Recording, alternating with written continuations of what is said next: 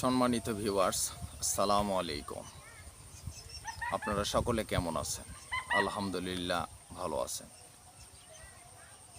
মূলত আমার এই ভিডিওটি আপনাদের সঙ্গে দেওয়ার উদ্দেশ্য একটাই, যেহেতু আপনারা আমার ফেসবুক বন্ধুরা সকলে জানেন যে আমি ছোটোবেলা থেকেই বা যখন থেকে খেলা বুঝি তখন থেকেই আমি মূলত জার্মানি একটা সাপোর্টার, বা তাদের খেলা কোয়ালিটি, গুণগত মান আসলে আমার কাছে অনেক বেশি ভালো লাগে। তাই আসলে আমি জার্মানির সাপোর্ট নিয়েছি। তো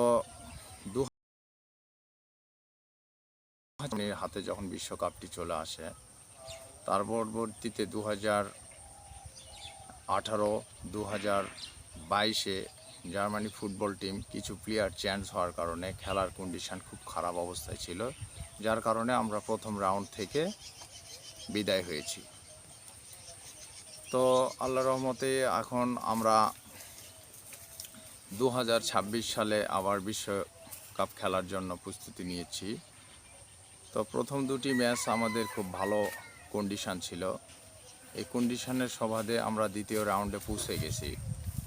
তো তৃতীয় দিনের খেলাতে জার্মানি একটু খুব খারাপ অবস্থায় ছিল। সকল জার্মানি ফ্যানদের উদ্দেশ্যে আমি একটা কথা বলতে চাই, আপনারা ধৈর্য হারাবেন না, মনোবল রাখেন, একদিন না একদিন সফলতা আসবেই।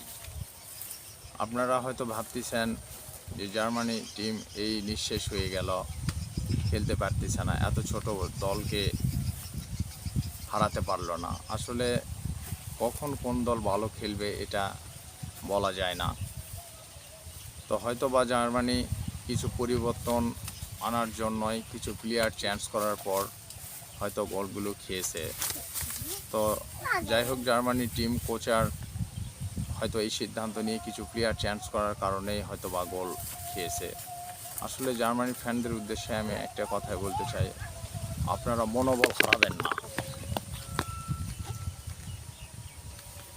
মনোবল হারাবেন না, ধৈর্য ধরে থাকুন। জার্মানি ফ্যানরা কখনো ধৈর্য হারায় না। তো আমরা পরবর্তীতে আসরে আপনাদেরকে খুব সুন্দর এবং ভালো কোয়ালিটির খেলা উপভোগ করবেন, আপনারা দেখতে পারবেন। আপনারা সকলেই জার্মানি টিমের জন্য সাপোর্টাররা দোয়া করবেন। আমরা পরবর্তী আসরে ইনশাল্লাহ ভালো আপনারা আমাদের খেলাগুলো অনুভব করবেন। মনোবল কখনোই হারাবেন না। জার্মানিকে দেখে কেউ কোনো কটু কথা বলবেন না।